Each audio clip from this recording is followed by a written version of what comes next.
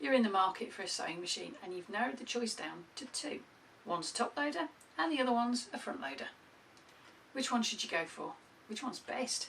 And what the heck is a front loader anyway? I'm Olly, this is Simply Stitchy. Come on, let's find out. First things first, let's get the terminology straight. Front and top loaders aren't really industry terms. They're the terms used by you and me, just regular sewists. The term front loader is a little bit misleading because it actually covers more than one type. This Ricker 2900 is a front loading bobbin system. This is the front of the machine. This is the bit you sit in front of when you start to sew, and the bobbin is actually in here and it's facing you. It's coming towards the front. It's a front loader. This sewing machine is slightly different in that although this is still the front, there's no bobbin access on the front of the machine. To get to the bobbin of this one, it's on the side. You can also get machines in this category where the bobbin is accessed on the rear of the machine. What all those styles of bobbin have in common, whether it's accessed from the front, the side or the rear, is this. This is a bobbin case that houses the bobbin and it sits inside the machine vertically. So the bobbin is actually on its end. So this type of machine is more accurately known as a vertical bobbin system. This machine is a top loader or a drop-in bobbin system because you literally just pull the bobbin out and drop it back in. You'll find them located here and here, like on this Singer 66. Another variation on the top loader is this one. You open the bobbin area and there's the bobbin sitting right on the top, accessible from the top of the machine. The more accurate term for this style of machine is the horizontal bobbin system because the bobbin lies flat. Lays flat? It's lying down. A quick point to note here is that the bobbin system, whether it's vertical or horizontal, has no bearing whatsoever on what kind of hook system you've got in your sewing machine. Now the hook system is the mechanism that the machine uses to make the lock stitch. And hooks are a completely different kettle of fish to bobbins. And that's why I'm covering them in a different video. Now I'm hoping that that video will be going live either before, after or around about the same time as this one because the two topics are linked. I'll put a link in the description box when that video's ready, just down below. Make sure you subscribe and click the notification bell and that way YouTube will let you know when that video goes live. What we're going to do now is we're going to look at the pros and cons of each bobbin system and we're going to start with the vertical bobbin. With vertical bobbin machines you'll find that the work can stay under the foot of your machine while you access the bobbin, especially if you bobbin somewhere like on the side of the machine like with this one, or even at the rear of the machine, which you will find on some sewing machines. Depending on the bobbin type that fits in your vertical bobbin machine, you can use either metal or plastic bobbins because the machine can cope with either. Although, to be honest, I would recommend that you stick with the one that the manufacturer supplied with the machine for best tip-top results. The bobbin housing, where the actual bobbin sits in vertical bobbin systems, tends to be metal, which makes it just that little bit more robust. You can also alter the bobbin tension on vertical bobbins by adjusting the little screw on the side of the bobbin case. Another great thing about vertical bobbin systems is they tend to be found on mechanical sewing machines, which makes them easy to look after, easy to maintain. A couple of the disadvantages of a vertical bobbin system is if you've got a bobbin that's hidden away underneath the machine, accessible only from the side, the front or the rear, you can't always tell when that bobbin's running out of thread. So you could be left there sewing for 10 minutes and not having any thread to actually sew with. The bobbin itself can be tricky to load. Even if I lift this little extension up, I still find it really tricky to get the bobbin in the right slot because I can't actually see what I'm doing without contorting myself down to see around the corner. And this machine is even worse because although this slides out that way, the bobbin case is facing this way, which means you have to kind of get your hand in and twist it round to get the bobbin to go in there. With some vertical bobbin systems, you'll find that you have to move the accessory tray out of the way to access the bobbin. And this is actually one of the easier accessory trays I've ever come across. This one's nifty. They're not all like that. Some require you to push the accessory tray off to one side to get it off, yet others require you to lift it up. They're not always as smooth or as easy as this one. Sometimes you can be there for a good 5 minutes trying to get the pesky thing off. It's one of my pet peeves, that is. Another thing that you have to watch with vertical bobbin systems is bobbin cases. Because these are detachable, because you can take them out of the machine, it is incredibly easy to lose them. And unfortunately, the machine needs the bobbin case to actually work. And they're not always interchangeable. This one, for instance, it might look like a class 15, but it isn't. Nor is this one. This one is actually a 221. It's off the Featherweight series of sewing machines, or the Singer 301. So you need a specific type of bobbin case to fit the different machines. Before we get onto the horizontal bobbin system properly, I'm going to deal with what I like to call a hybrid. This is a vibrating shuttle, and although the bobbin is accessed through the top of the machine and it lies horizontally, it has characteristics that it shares with vertical bobbin systems, in that it's got a shuttle case and a bobbin that sits inside. It has the same advantage as a vertical system in that this case allows you to adjust the tension on the bobbin. It does also share some disadvantages with the vertical system, in that sometimes it doesn't always sit nicely in the bobbin race.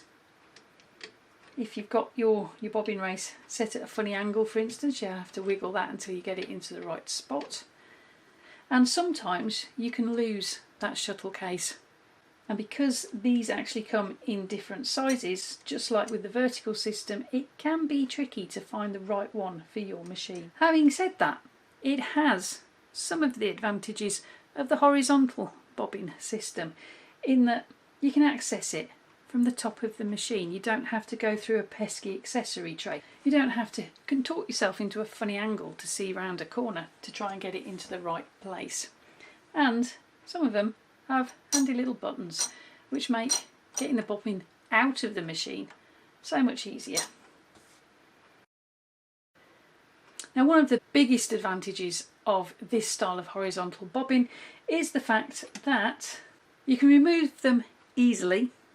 And if you'll notice, the bobbin case stays in the machine. It's only the bobbin that comes out, which means you don't lose any of the case, just the bobbin. And as this is a 66 bobbin, the bobbins are easier to find than trying to replace the case. These older horizontal bobbins have also got an adjustment so you can change bobbin tension. Because of the age and because plastic wasn't a thing when these beauties were built, you'll find that the inner workings are all metal. I could only find one disadvantage with this particular style of horizontal bobbin, and that's the fact that because it's hidden under a metal cover, it's not that easy to tell when the bobbin's running out. What we have here is two horizontal bobbin system machines. We've got a new machine from 2004, and we've got a slightly older one from the late 1960s. This is a Singer Touch and Sew. The great thing with modern horizontal bobbins in particular is not only do they have plastic bobbins, but they also have plastic covers on top of the bobbin, which makes it a lot easier to see when the thread's running out. As with the Singer 66, getting the bobbin in and out is a piece of cake. It literally just drops in. The bobbin case with these more modern machines also stays in the machine, so they can't get lost. This is a standard class 15 sewing machine, so the bobbins are easy to replace. There's no annoying accessory tray to worry about. You don't have to try and pull something off to access the bobbin. You can lift the work up a little bit just to see how that bobbin's getting on. This particular style of bobbin system is also more jam resistant. These days the horizontal bobbin is synonymous with computerised sewing machines. It is the style that you are more likely to find on a sewing machine that's got more bells and whistles. With this age of horizontal bobbin and this style of bobbin system, you don't have to mess with the tension. You can leave it alone. The only tension that you need to worry about is the tension on the top of the machine. But the best thing ever about horizontal bobbins is found on this machine. The Singer Touch and Sew has a wind in place bobbin system, which means that you can wind the bobbin without unthreading the needle, which I think is just awesome. It's not all good news for the horizontal bobbin system though. They do also have their disadvantages. In most horizontal bobbin system machines you can only use plastic bobbins. Now obviously if the machine predates the 1960s and plastic wasn't a thing when it was built, you can get away with using metal bobbins. This is a class 15 machine. It's from Jerome and he can only use plastic bobbins. The Singer Touch and Sew bobbins are only available in plastic. One thing that you're not supposed to mess with on horizontal bobbin sewing machines, and that's the bobbin tension. If you want to change the tension on your bobbin, you have to go with a lighter thread rather than change the settings. Now there are some sewing machines that are an exception to that rule, but in the main, if you've got a horizontal bobbin, you leave that tension alone. There are times when you will have to remove the work to get at the bobbin, particularly on the Touch and Sew, not just because the bobbin is literally right where the fabric moves under the machine, but this needs to be open for the bobbin winding mechanism to work. So you do have to take your work out from under the needle in those situations. One disadvantage that some people might find with modern horizontal bobbins in particular is that that style of bobbin system tends to be on computerised machines. They tend to also have plastic bobbin housing. Some of the older ones like this Touch and Sew has a metal housing, but in the main it does tend to be plastic. Both vertical and horizontal bobbin systems have been around for decades. The Singer 66, the class 66 horizontal system, has been around since the early 1900s. The Singer 15, the vertical system, has been around since 1895, and the one in the middle, the vibrating shuttle, 10 years earlier, 1885. So they're all tried, tested and found to work really well. The stitch quality from all of them is pretty exceptional. The choice between the two is actually down to you. It depends which one you like using the best, and we've all got our favourites. Why don't you let me know what your favourite is in the comments and why you like that particular system. For me, it's always been the horizontal bobbin system. I love my top loaders. I particularly think pre-1960s top loaders like the Singer 66 are awesome, and I think that was demonstrated by the fact that I could only actually find one disadvantage when I covered them earlier on in the video. But I actually like all horizontal bobbins. There are no funny angles to try and get that bobbin in and out of, and there's no annoying accessory trays that you have to battle with, and that is a real particular bugbear of mine, particularly with plastic accessory trays that tend to break when you try and get them off the machine.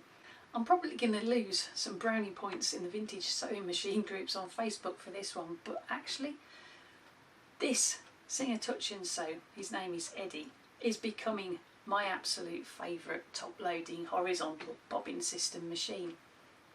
And it isn't just because he's got a top-loading bobbin, it's because he's got a wind-in-place bobbin, which means not only have I got easy access to his bobbin, I don't have to unthread the needle to wind that bobbin. I can leave it where it is. I mean, what's not to like, right? Shh, just don't tell Jerome. I hope you liked today's video. If you did, give it a thumbs up. And why not check out some of the other videos that I've got on the channel? They'll be coming up in these links on the screen any minute now, or the ones I'll pop in the description box. And you'll also find that one of those links is to the video that I'll be uploading on the difference between rotary and oscillating hooks. And why not subscribe and click that little bell just down below so that YouTube can let you know when I upload more videos to the channel. Whatever video you go and check out next, hope to see you back here for the next one. And in the meantime, whatever you're sewing it with, embrace your creativity and have fun. Thank you ever so much for watching. I'll see you next time. Bye for now.